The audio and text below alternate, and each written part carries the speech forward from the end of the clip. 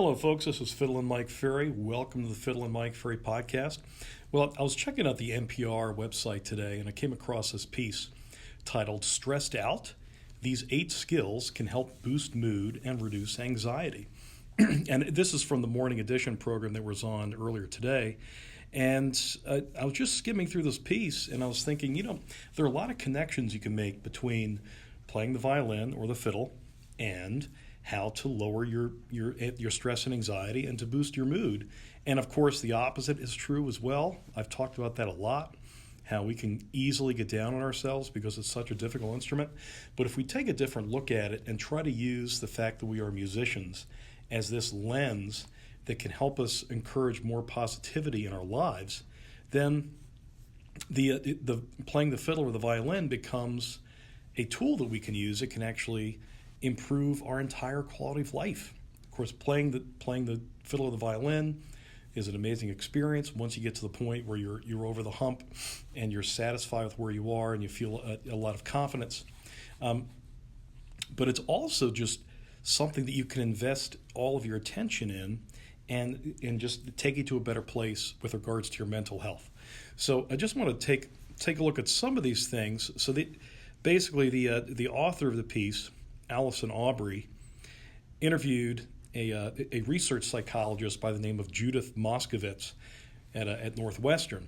And she's an expert in encouraging positive emotions and decreasing anxiety, even amid hard times. So I just want to take a look at some of the strategies that Moskowitz talks about. The first one here is positive events, because we tend to fixate on the negative. So try this. Switch your focus to something good today. It could be a beautiful sky, a delicious bite of fresh fruit, or a call from a friend. When we pay attention to small pleasures, you may feel a shift to a sense of calm or comfort. And, of course, as I say often, the violin is very frustrating and difficult at many times. But if you just lean into playing a simple piece, maybe Twinkle, Twinkle, Little Star, or a scale, or a passage of a tune that you feel confident about, and really just enjoy the process of making music.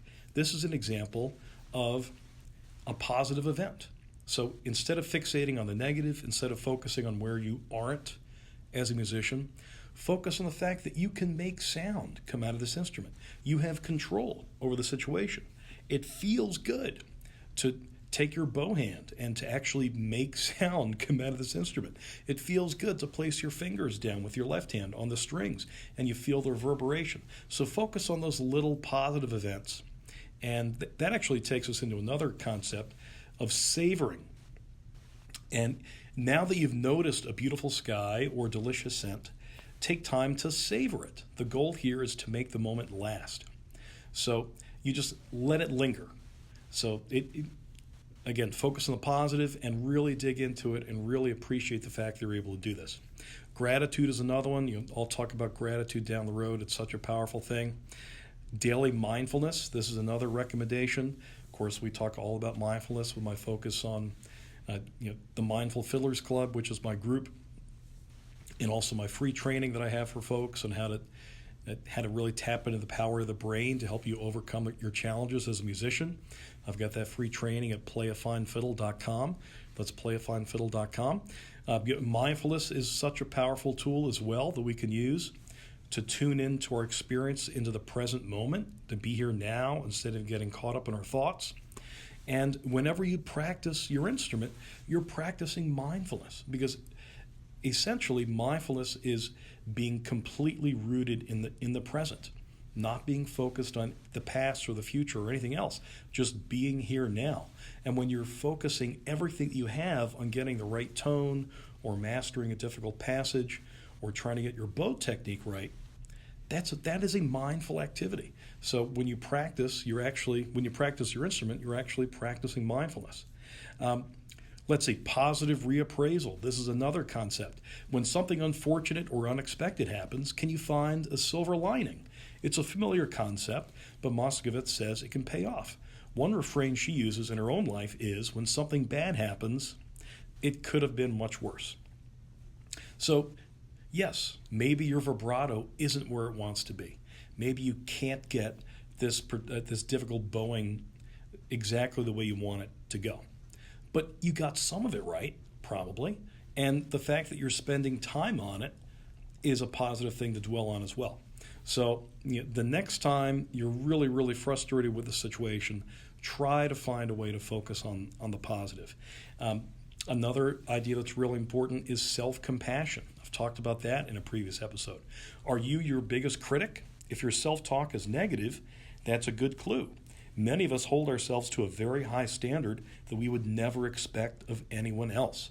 So this is the time to take compassion that you'd show to a friend and to turn it to yourself, or turn it on yourself. This is another reason why being in a community is essential if you want to find success on this instrument. Because you might beat yourself up, but if you're surrounded by other people who are going through this experience, others will lift you up, you'll lift others up. It's a positive feedback loop that goes both ways. And another thing, this is the final concept I want to touch on, is attainable goals. So set a goal for yourself as a musician. It could be really, really, really small. Maybe it is, Twinkle Twinkle, for example. I just want to come up with a situation where I can play more double stops on Twinkle Twinkle Little Star, or I want to be able to play a little variation on it, or I want to have more swing. I really want to experiment with better bowings. Whatever it is, something simple that's attainable, and then when you hit that goal, really celebrate it. Pat yourself on the back, and then this is how you build your positive momentum. So I'll link to this at the bottom. Once again, the piece is titled Stressed Out. These 8 skills can help boost mood and reduce anxiety. And if you connect these and you think about these through the lens of being a musician, then you're killing 2 birds with 1 stone. Not only are you becoming a better musician, but you're also improving your overall quality of life. All right, folks, this has been Fiddlin Mike Ferry. Hope you enjoyed this. I'll talk to you later. Bye-bye.